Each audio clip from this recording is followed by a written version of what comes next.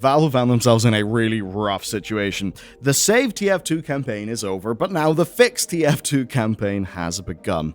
Basically, the community are utterly sick of the sheer volume of bots that have infested the game that they're now dealing with, and of course the people who are hosting those bots. And now they're hitting Steam where it hurts in the user reviews, where we have had a fairly staggering 25,000 negative reviews for Team Fortress 2 in just 4 days, which is absolutely crazy. And again, it is testament to Valve seemingly not taking Team Fortress 2 as seriously as they should. As a reminder, TF2 is approaching its 20th year, and it still is a key part of Valve's microtransaction strategy and, the marketplace ecosystem that is on Steam that makes them money. TF2 is a game that just prints money for them. So there really should be no reason why they can't actually reinvest some of that money into the game to keep it alive. There is a healthy community of upwards of 75,000 people playing that game on any given weekday. Well, that's what the number is.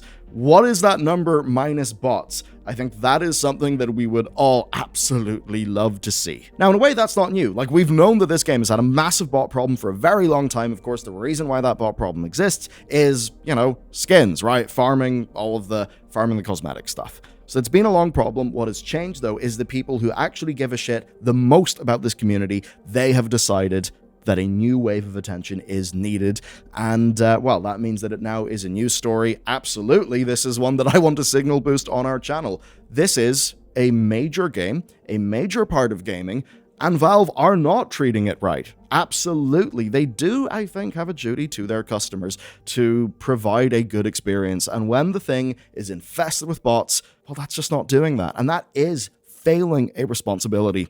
Their statement is strident. I'm going to read it. Despite being aware of the bot crisis, Valve has instead directed their focus towards other ventures, leaving Team Fortress 2 with insufficient support in its grave time of need. From the outside, Valve appears to be more concerned with generating millions in revenue every month via in-game microtransactions rather than maintaining a product that should work as expected. What's then worth calling out here, though, is an additional factor that they kind of highlight outside of just TF2 being a pretty miserable play experience. Basically, a lot of people are saying that these bots are being used to spread hate speech, basically flame, cause chaos, which obviously just sucks and is annoying if you're just trying to go and have a fun game, and also advertising paid bot protection services. Yes, paid bot protection services, because in some cases, we're just having weird stuff. The people hosting these bots, they're accused of doxing individuals in the middle of matches, even actively engaging in DDoS attacks or swatting. A lot of rough stories, and in one case, it was captured by 404 Media. They are seemingly capturing audio from a critical YouTuber's video, somebody called Mega Scatterbomb, and then they're using a Gen AI model to basically have that AI voice replicate the YouTuber's voice in-game and then use that to broadcast loads of hate speech and slurs. So it's essentially trying to cause that content creator a lot of problems by a fake version of their voice. So, that's going to be a pretty miserable time. Right. It's not only just people wanting the game being playable, it is also the TF2 community trying to really to protect themselves and other community members from all of the BS that is going on and now choosing to fight back. They can't take these bots down, of course. They can't just take down the bot hosters. That's completely out of the scope of what an individual can do. But what they can do is they can take this to Valve and basically try to force Valve to listen and improve the game. And that comes in two parts. Number one, more signatures for the newest iteration of the Fix TF2 petition, which right now has got more than 220,000 signatures, and that is still climbing. And then a public awareness day on June 3rd. This has traditionally been some sort of hashtag campaign, and of course this time it is Fix TF2.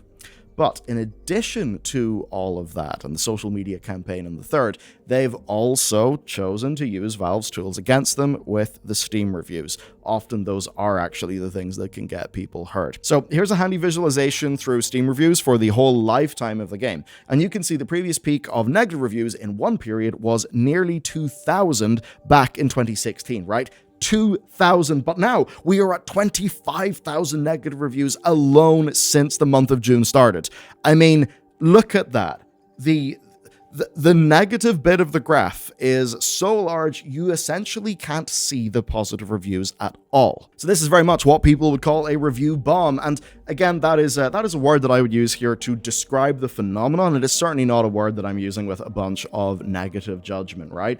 When a game gets loads of reviews in a very short period of time around a single issue, typically that does meet the criteria of calling it a review bomb. Obviously, it's a case then of, is the bomb, is it being used for good or for ill? And I think we get a lot of examples. This with TF2, right? Where, yeah, it's absolutely justified. Things like with Helldivers, where people are like, hey, PSN thing, we're not okay with that. Sometimes it's external stuff. I think that phrase is merely just describing the phenomenon. So, yes, a review bomb, some would say a review nuke, or maybe just because it is so deep, I don't know, a sort of railgun from space. A negative railgun. Anyway, the problem here is that this comparatively is a drop in the bucket because TF2 has got over 1 million total reviews. It's not like this would actually be impacting the overall score unless this took place for weeks.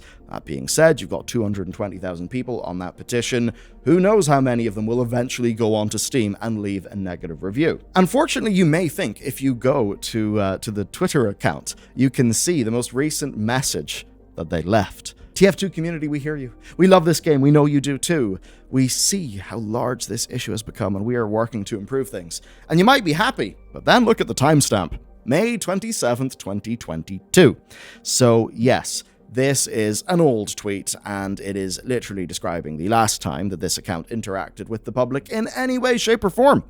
They promised to work to improve things, but they didn't. Now, of course, they have interacted with the account themselves. They've upgraded it to the paid form of business verified, the most expensive form of that lets you have affiliate accounts. So it's not like somebody in Valve just, has lost the login to the account or anything silly like that. No, they have interacted with it, just they haven't sent any messages. Now, there were minor improvements in 2023, and that did culminate in updates and audience sentiment improving. They even reached an all-time peak for concurrent players there, but the underlying issues were never solved.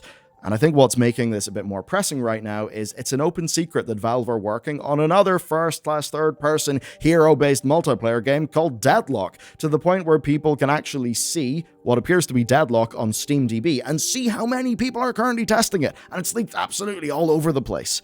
And that means that a whole new game is getting resources and development time, it's getting attention from Valve, while the current thing that people are playing and have been playing for 2 decades is just being left to the mercy of bots, all while, of course, it sits there high in the Steam numbers, raking in money for Valve. So basically, what's it going to be, Valve? Is CS2 and Dota, are those the only ones you actually care about? And is TF2 just some sort of third-class citizen of a Valve game that you're never going to bother with? Because absolutely, that is what it looks like. The only time Valve have actually had an interest is when they drop some seasonal cosmetic updates. Maybe that's because those make money. Of course, money that, the bots are going to be playing somewhat of a role in. So yes, this is extremely tiresome. I would like to not have to cover this story basically on a yearly basis. The petition and the social media campaign, they have not made enough of an impact yet. Seemingly, it's not enough. And in a way, that's because it's not enough for Valve to just acknowledge this and make a minor change. They need active and continuous monitoring and support for this game. They need to actually bother. But guess what? That's never really been Valve's style with games. They like to build a system or build a game and then hand it over to the audience and then sit back and reap the rewards. But unfortunately for Valve, one of those systems is the review score on Steam. Now Valve are reaping what they have sown. As somebody who purchased this game back when it was a game that, wasn't free to play, I do feel let down, actually. If you were to go onto the back end of my YouTube account, you would see that some of the first videos ever uploaded to it are TF2. So, I will be leaving a negative review for this game. And if you own this game, I'm not going to say whether you should leave a negative or a positive review, but I do think that with all of this information in mind, it would be helpful if you acted accordingly. Come on, Valve. You actually need to do better. I get you like to sort of sit back and do it a bit more libertarian style, but you run live service games. A part of that involves service. You're trying to make a lot of money from that, but not provide the service. What you're doing is not fair, and you're basically only getting away with it because you are an incumbent. That's the situation. And if this is how a Valve game gets treated, what are people going to think for Deadlock? Are people going to trust you? I don't really think so. So that's it for today. If you'd like to support the team behind these videos, there is more content for you to get. If you go to bellular.games, you can check out Loading Screen. We publish editions of Loading Screen every day of the week. It'll land in your email inbox and, of course, over on our site. There you will learn about new games and all of the other stories that are going on in the industry. I am honestly immensely proud of what the boys have put together with Loading Screen. It is awesome. So it's the best way to help us out. You got some great content in return. Check it out. With that said, thank you very much for watching. I'll see you next time.